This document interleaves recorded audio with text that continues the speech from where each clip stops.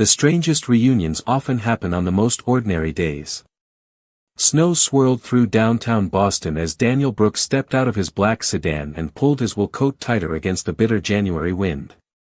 The Billionaire technology founder had spent the entire morning in meetings that felt endless. Investors. Lawyers. Analysts. Numbers. Forecasts. Decisions worth hundreds of millions of dollars. By 3 o'clock, he wanted only one thing. Coffee.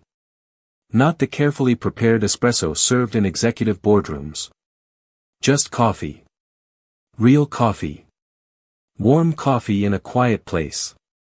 His driver suggested returning to the hotel, but Daniel shook his head. Across the street, partially hidden behind drifting snow, stood a small neighborhood café called Maple and Pine.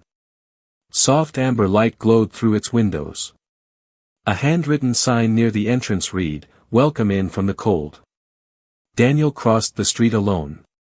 The moment he entered, warmth wrapped around him. The café smelled of cinnamon, fresh bread, and roasted coffee beans. Gentle acoustic music played overhead. College students worked quietly near the windows. An elderly couple shared pie in the corner. For the first time all day, Daniel felt himself breathe.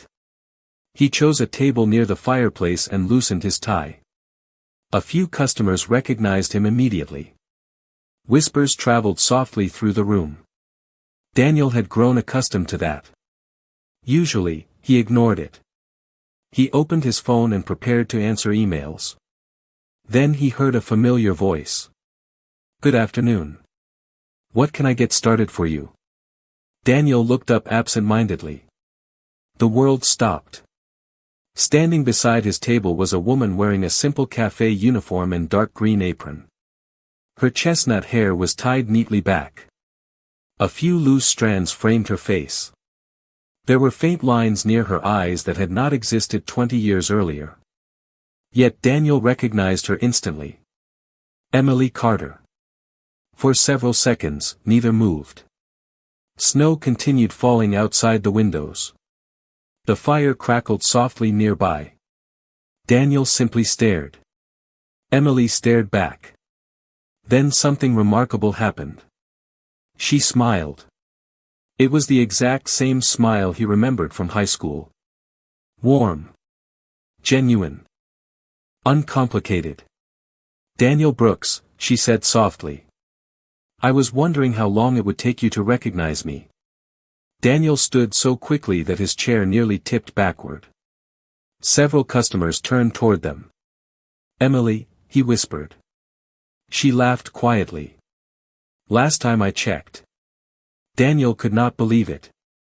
22 years had passed since graduation. 22 years since he had seen the girl who once sat beside him in chemistry class. The girl who always carried extra notebooks because she knew someone would forget theirs. The girl voted most likely to change the world. The girl everyone believed would become a senator, a scientist, or perhaps even president. And now she stood before him carrying a coffee pad. "I cannot believe this," Daniel said. Emily shrugged gently. "Boston is smaller than people think." Daniel shook his head slowly. "No. I mean you. Here." The words escaped before he could stop them. Emily's smile remained unchanged. "Coffee first," she said kindly. "Existential questions second." Daniel laughed despite himself. "Black coffee. Still no cream?" Emily asked immediately. Daniel blinked. "You remember that?" Emily wrote something on her notepad. "You hated cream in 11th grade. I assume some things stayed the same." She walked toward the counter. Daniel watched her go, completely stunned. Around him, the café slowly returned to normal. Yet Daniel remained frozen. Memories surfaced unexpectedly. School hallways. Friday football games. Study sessions at the public library.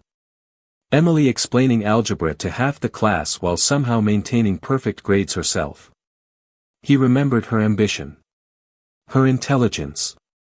Her certainty about the future. None of it matched the scene before him. A few minutes later, Emily returned carrying coffee. She placed the mug gently on the table. "On the house," she said. Daniel looked up. "Emily, what happened?" For the first time since recognizing him, Emily hesitated.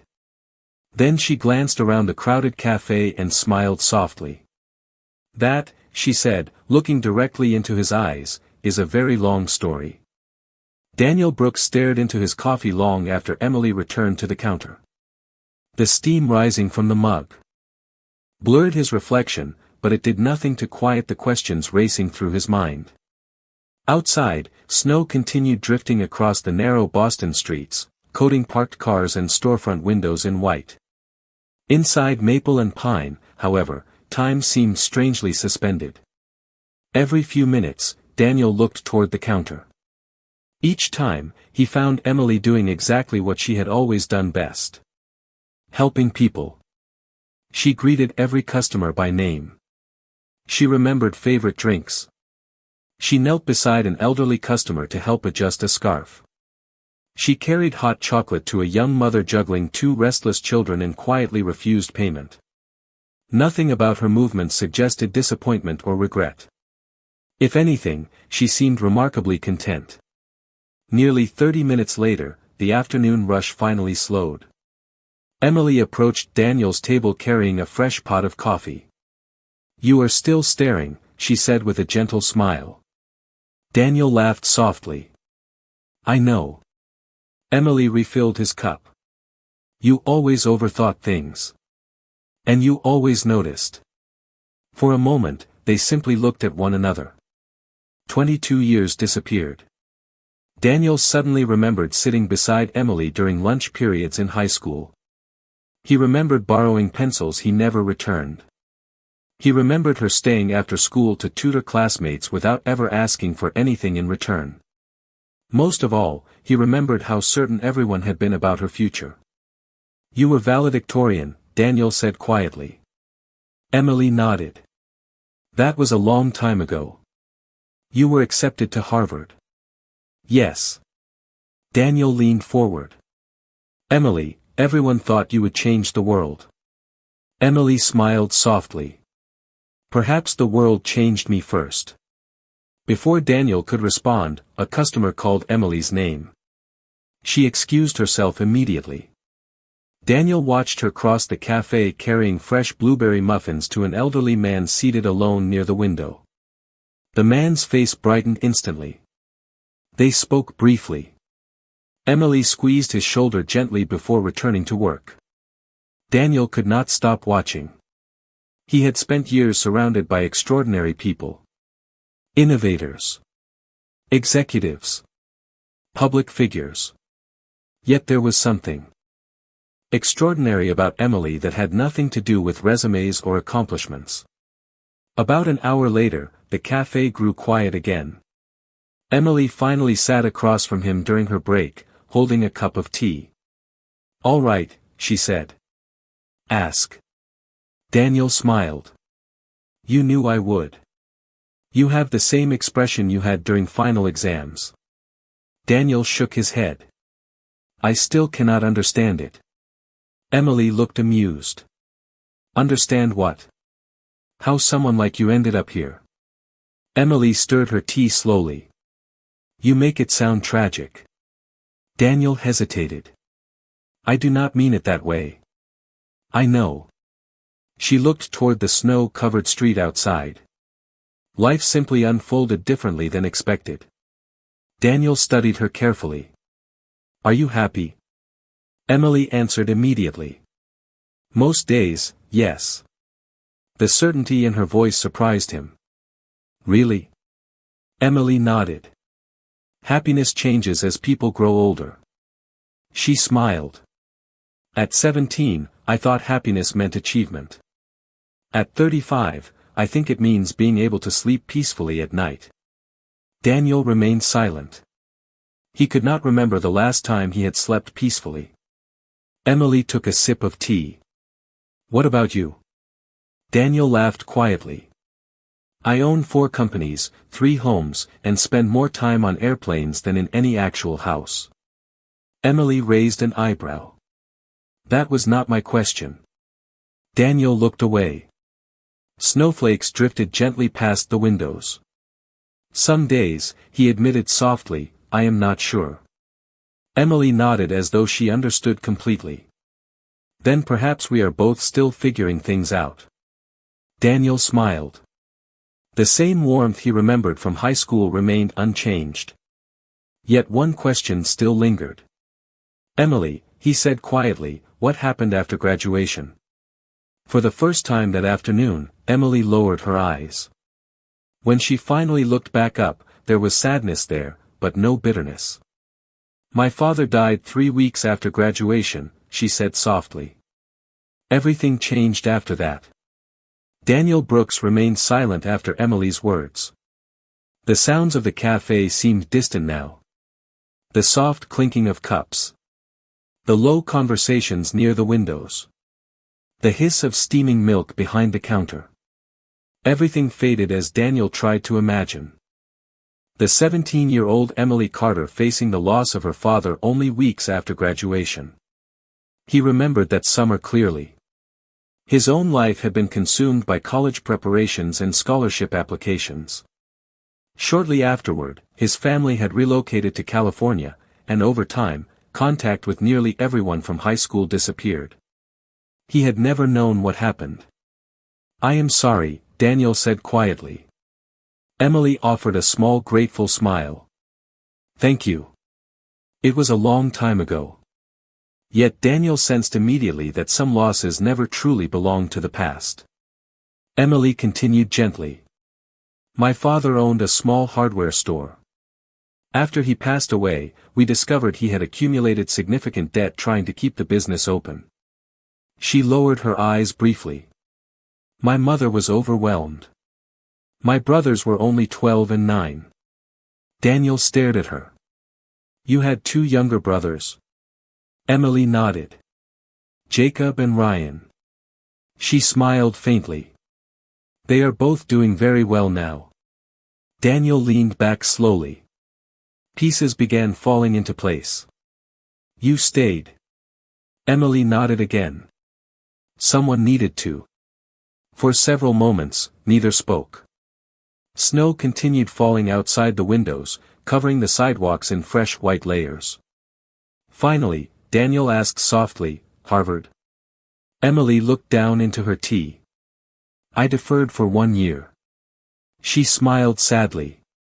Then another year. Eventually, life moved in a different direction. Daniel struggled to understand. You gave it all up. Emily looked surprised by the question. No. She shook her head gently. I chose something else. Daniel found himself without words. During his career, he had met countless ambitious people willing to sacrifice relationships, health, and family for success. Emily had done precisely the opposite. The realization unsettled him. Before he could respond, an elderly woman approached their table. Excuse me, Emily. The woman smiled warmly. I wanted to thank you again for helping my grandson with his college applications. Emily stood immediately. Of course, Mrs. Henderson.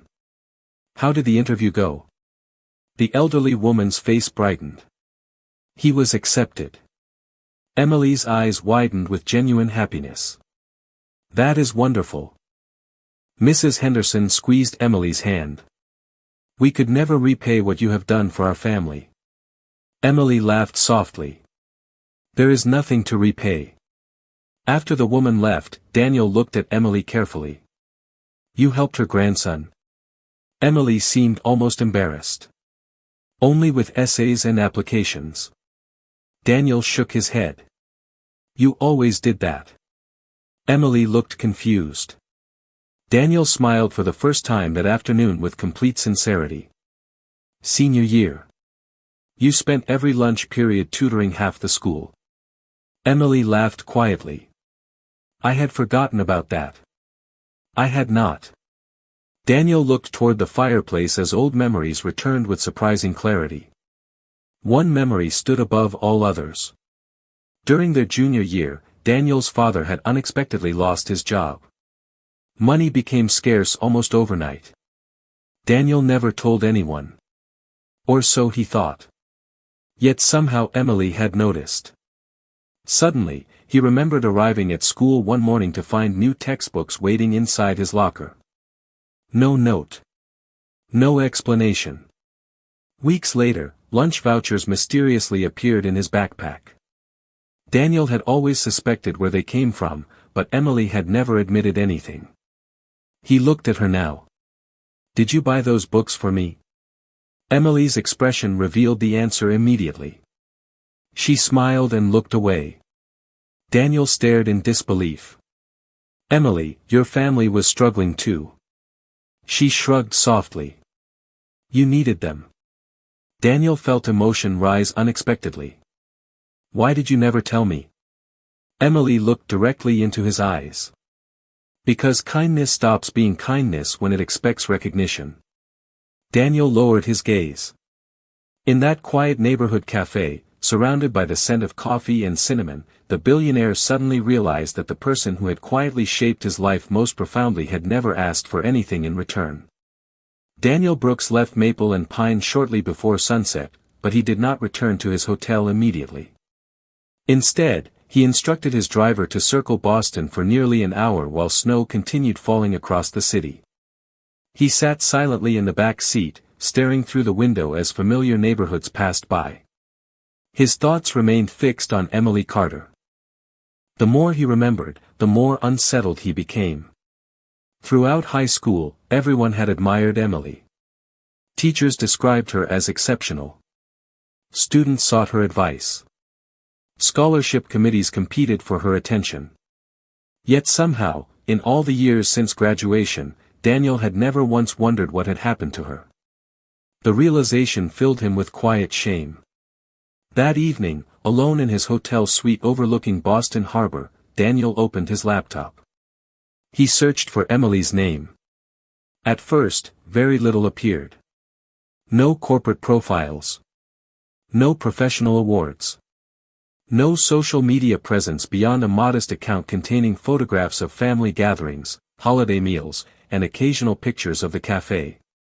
But Daniel continued searching. Eventually, he discovered an article published nearly 15 years earlier in a local newspaper. The headline immediately captured his attention. "Local woman postpones Harvard education to raise brothers." Daniel stared at the screen. Slowly, he began reading. After her father's death, Emily had declined a full scholarship to Harvard in order to remain in Boston and support her family. Her mother had developed serious health complications less than a year later. At 19, Emily worked 3 jobs while caring for her mother and raising her younger brothers. According to the article, both brothers eventually graduated from college.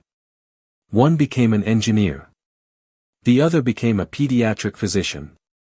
Daniel leaned back heavily in his chair. There was more. Several years later, after her mother's passing, Emily had briefly enrolled in community college classes while continuing to work full-time. Yet every article, every interview, every public record revealed the same pattern. Emily consistently placed others before herself. Daniel closed the laptop and stared out across the dark harbor. He suddenly remembered something else. Senior year.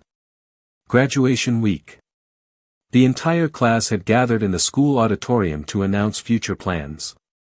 One by one, students stood proudly describing universities, scholarships, and ambitions. When Emily's turn arrived, she had spoken only one sentence. "Wherever life takes me, I hope I spend it helping people."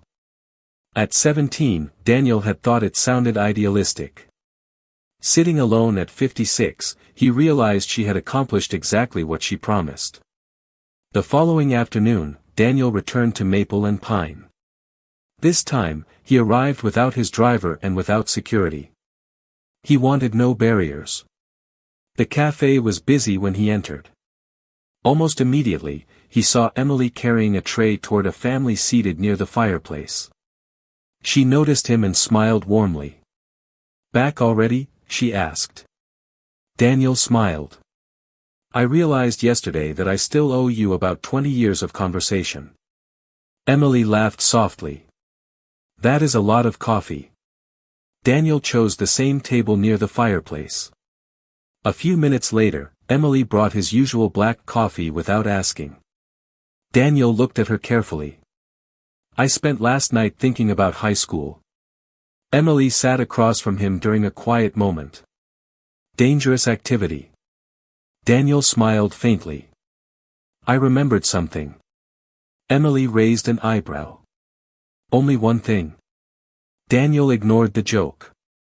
"You told our graduation class that you wanted to spend your life helping people." Emily nodded slowly. "I remember." Daniel looked around the café. He watched her co-workers greeting regular customers by name.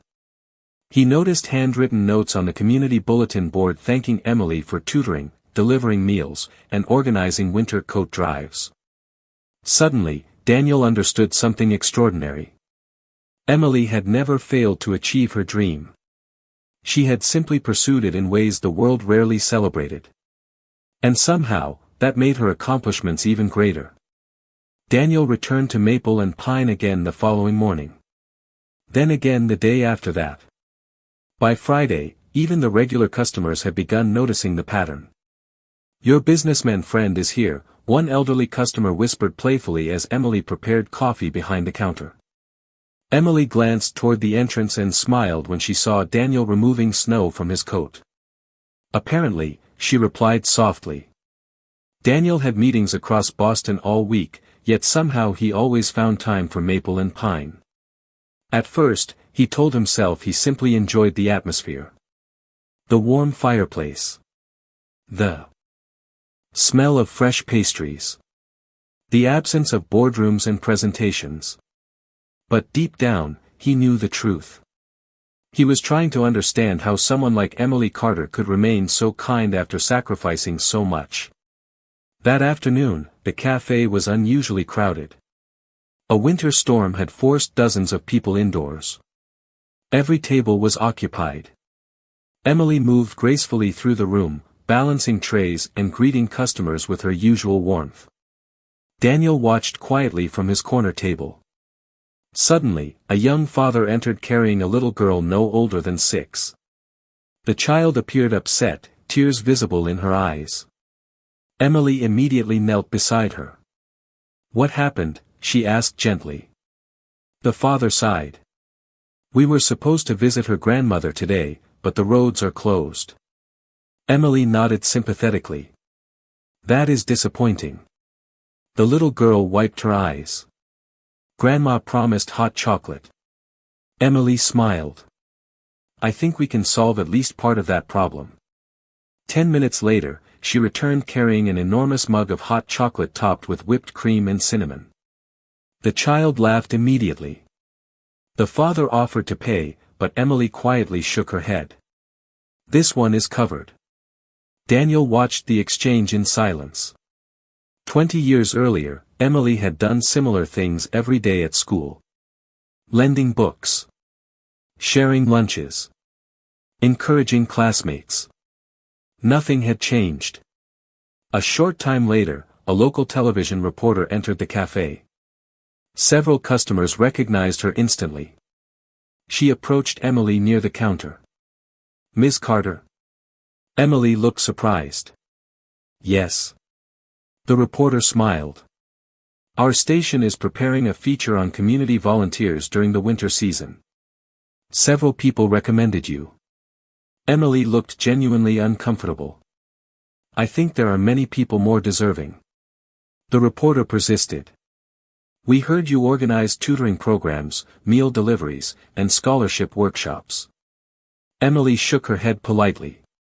"Many people help. I simply coordinate.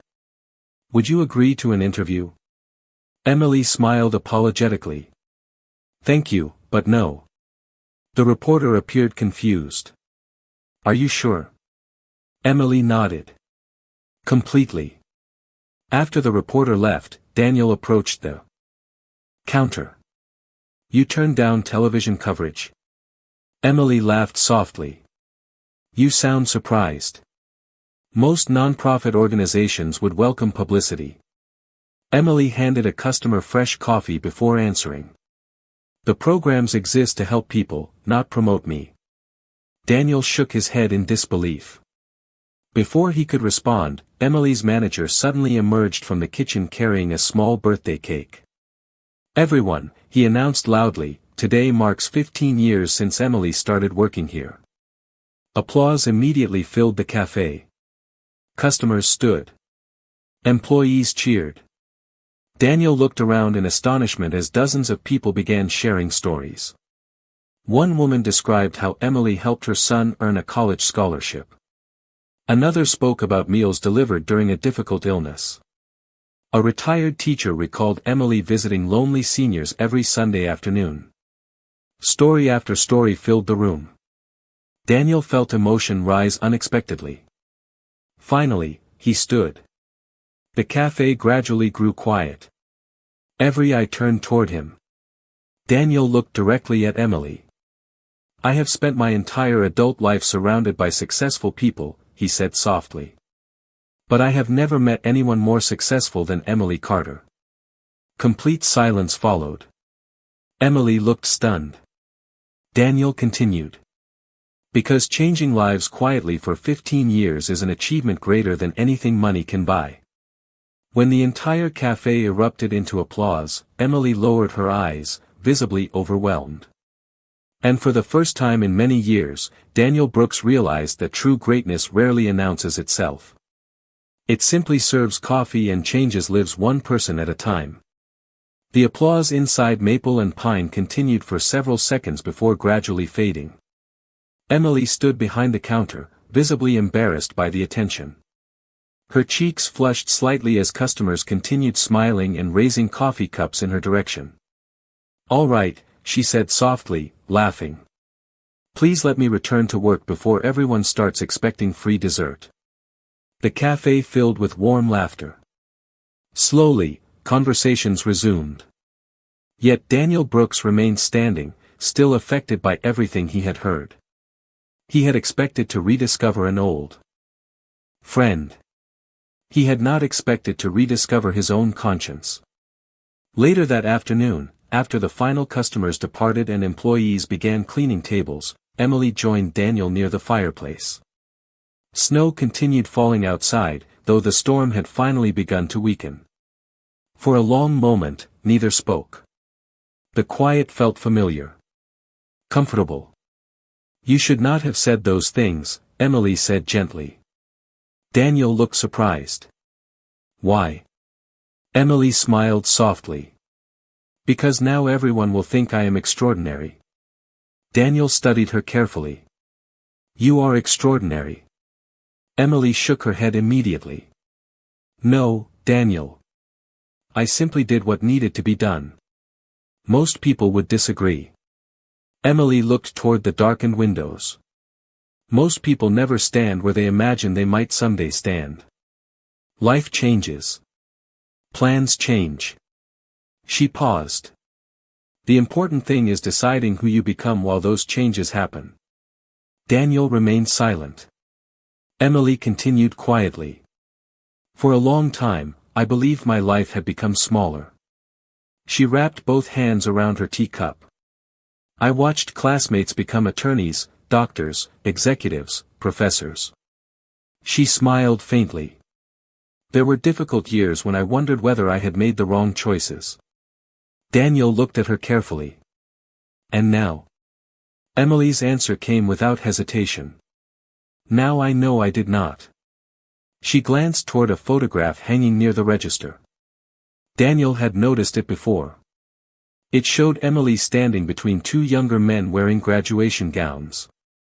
All three were smiling. Jacob designed affordable medical software for rural hospitals, Emily said softly. Ryan treats children at Boston Children's Hospital. Pride illuminated her face. Watching them succeed healed something inside me. Daniel followed her gaze. You never regretted staying? Emily thought for several moments. I regretted losing time with my father. I regretted seeing my mother struggle. She smiled sadly. I regretted many painful moments. Then she looked directly at him. But I never regretted choosing my family. Daniel lowered his eyes. Something inside him shifted. Throughout his career, he had missed birthdays, anniversaries, and countless family gatherings while building companies. At the time, those sacrifices seemed necessary. Sitting across from Emily now, he wondered what those decisions had truly cost him. Emily seemed to sense his thoughts. Regret is not useful if it only creates guilt, she said gently. It becomes useful when it changes how we live next. Daniel looked up slowly. You always knew exactly what to say. Emily laughed softly. Not always. You did in high school. That was different. Daniel smiled. How? Emily leaned back thoughtfully. When we are young, we believe life rewards intelligence. She paused. Eventually, we learn that life rewards resilience. Silence settled once more between them. Outside, streetlights reflected against fresh snow. Finally, Daniel spoke. Emily, I am hosting the annual Brooks Foundation Gala next Saturday. Emily immediately shook her head. Absolutely not. Daniel blinked. You do not even know what I was going to ask. Emily smiled knowingly. You want me to attend? Daniel laughed despite himself. You still read people frighteningly well. Emily shook her head again. Daniel, I belong in this café, not at a gala filled with billionaires. Daniel's expression grew serious. That, he said quietly, is exactly why you belong there. Emily looked away, uncertain. For the first time since their reunion, Daniel realized that the woman who had spent her life believing in everyone else had somehow stopped believing fully in herself. Daniel Brooks did not mention the gala again for several days. Emily assumed the conversation had ended, and privately, she felt relieved. The idea of attending a formal event filled with influential business leaders seemed impossible. She had spent 15 years wearing aprons, not evening gowns. Yet despite her refusal, Daniel continued visiting Maple and Pine whenever he was in Boston. Their conversations gradually became part of both their routines. They spoke about books, old teachers, family memories, and the strange ways life reshaped expectations. For Daniel, those afternoons became the most peaceful hours of his week. The following Thursday, nearly a week after their conversation beside the fireplace, Emily arrived at work and immediately noticed a large cream-colored envelope waiting on the counter. Her manager smiled knowingly. That arrived by courier this morning. Emily opened it carefully. Inside was a formal invitation embossed with silver lettering. The Brooks Foundation Annual Gala. Beneath the invitation rested a handwritten note. Dear Emily. I know you said no. I am asking anyway. Some people deserve to be in certain rooms not because of wealth but because they remind everyone else what truly matters. Daniel. Emily stared at the note for several moments. You should go, her manager said quietly. Emily shook her head. I would not belong there. Before her manager could respond, Mrs. Henderson entered the cafe carrying her usual knitting bag. She immediately noticed the invitation. You absolutely belong there, she said firmly. Throughout the day, word somehow spread among the regular customers. By lunchtime, nearly everyone seemed determined to persuade Emily. The retired teacher insisted that Emily had spent years celebrating other people's accomplishments. It is time someone celebrates yours, she said. The young father whose daughter loved Emily's hot chocolate agreed. My little girl thinks you are a superhero, he admitted. You should see yourself the way we see you. Emily laughed off the comments, but their words stayed with her. That evening, after closing, she drove to a modest townhouse in a quiet Boston neighborhood. Inside, framed family photographs covered nearly every wall. Jacob and Ryan were already waiting. They had both visited after work, something they still did every Thursday. Over dinner, Emily mentioned the invitation casually. Both brothers immediately exchanged identical expressions. "You are going," Jacob announced. Emily looked horrified. "Absolutely not." Ryan laughed. "Emily, you practically raised us. We are not accepting no as an answer." Emily shook her head. "I have nothing to wear. I do not know anyone there. Besides, Daniel is simply being kind." Jacob leaned forward. "Emily, do you know how many people spent years telling us about you?" Emily looked confused. Ryan smiled warmly. "Every teacher. Every neighbor. Every coach. They all said the same thing." He paused. "Your entire life has been about opening doors for other people. Maybe it is time to walk through one yourself."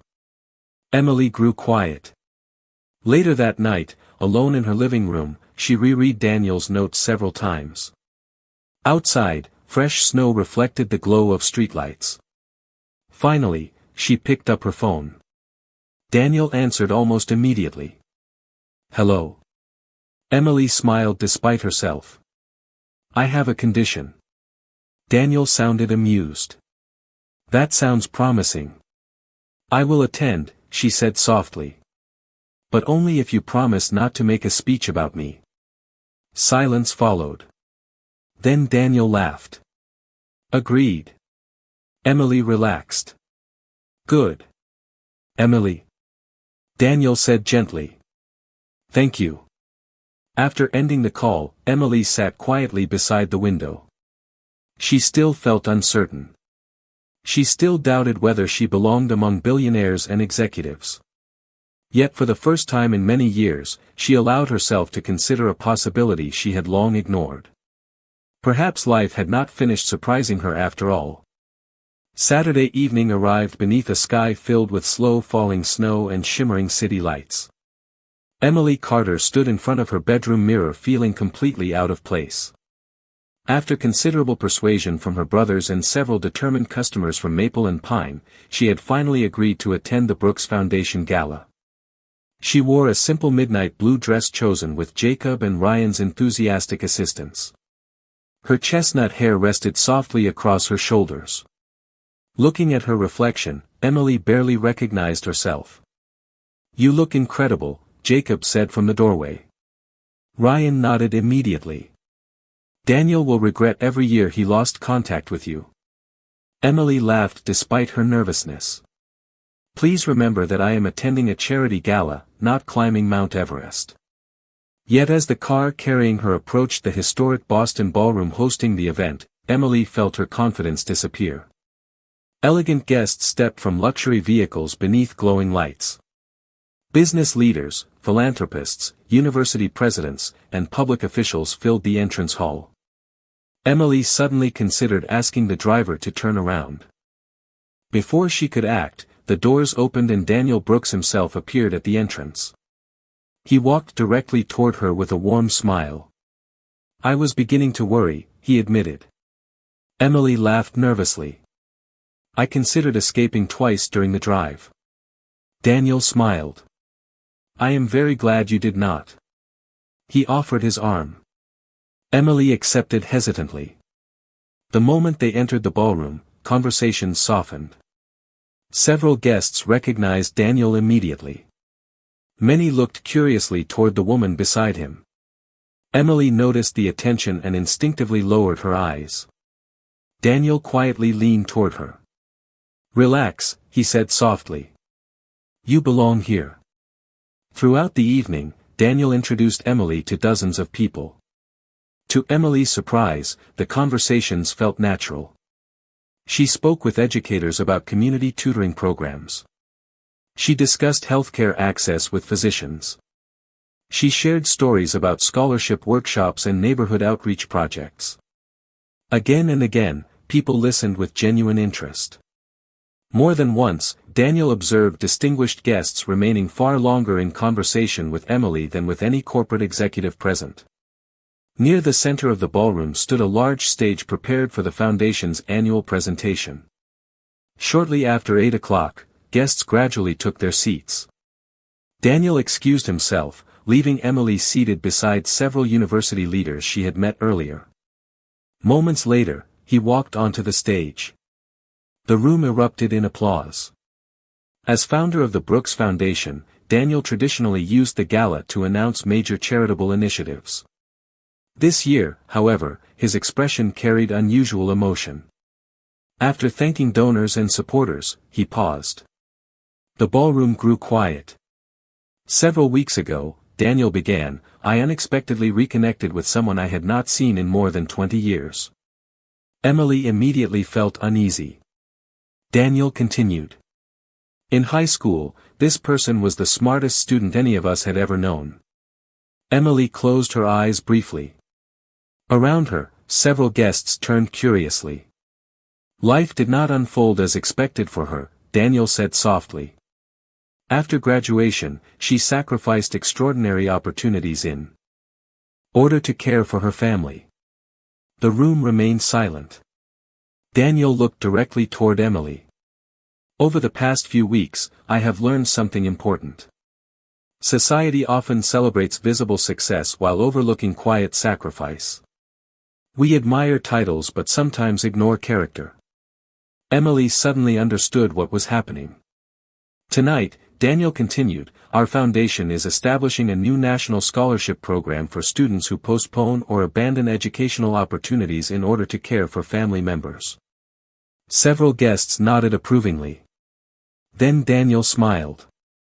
The program will be called the Emily Carter Family Leadership Scholarship. Complete silence filled the ballroom. Emily stared at the stage in disbelief. For several seconds, she could not move.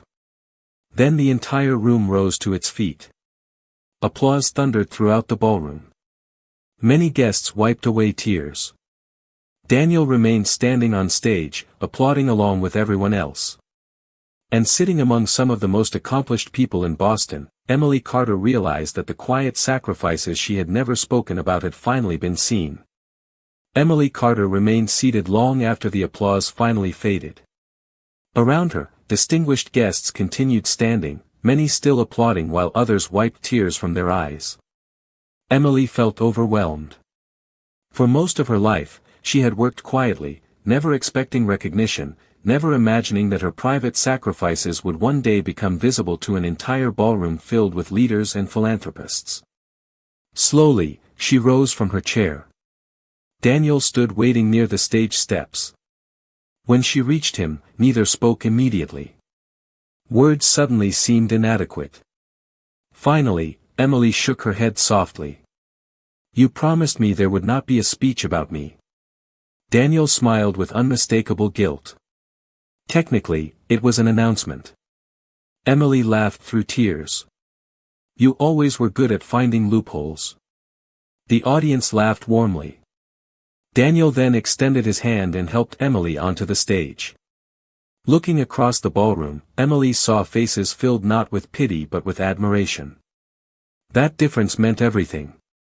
After several moments, she stepped toward the microphone. The room became completely silent.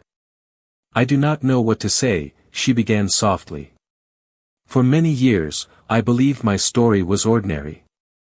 She paused. I now realize that many families carry stories similar to mine. Parents sacrifice. Children sacrifice. Brothers and sisters sacrifice.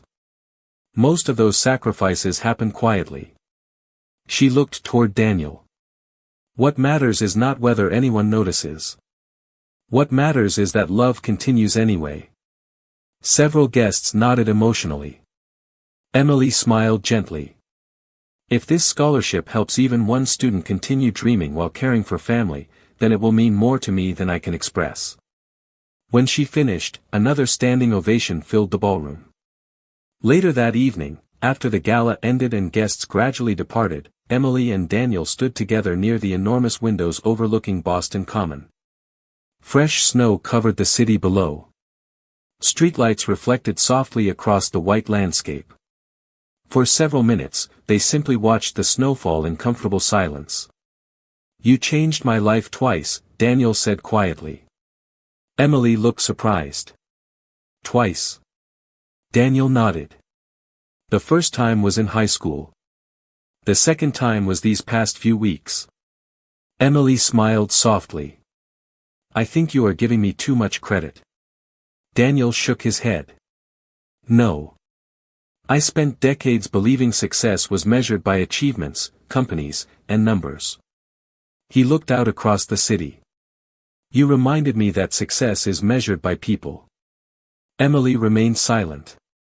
Deep inside, she realized that Daniel had changed something within her as well. For years, she had viewed her own life through the lens of opportunities lost. Tonight, for the first time, she saw something different. She saw a life filled with purpose, relationships, and quiet victories. In the months that followed, the Emily Carter Family Leadership Scholarship received thousands of applications from students across America. Emily agreed to serve as program director, working closely with schools and families nationwide. She continued working several days each week at Maple and Pine because, as she often explained, some places become part of who you are. Daniel remained one of the café's most loyal customers. Every Thursday afternoon, regardless of meetings or travel schedules, he returned for black coffee beside the fireplace. Customers eventually stopped treating him like a billionaire and simply called him Emily's old friend from school. Strangely, Daniel considered it one of the greatest titles he had ever received. And on snowy Boston afternoons, as laughter echoed through Maple and Pine and coffee steamed gently beneath warm lights, both old friends understood a quiet truth. The people who change the world are not always the ones standing on stages. Sometimes they are simply the ones who never stop showing up for others.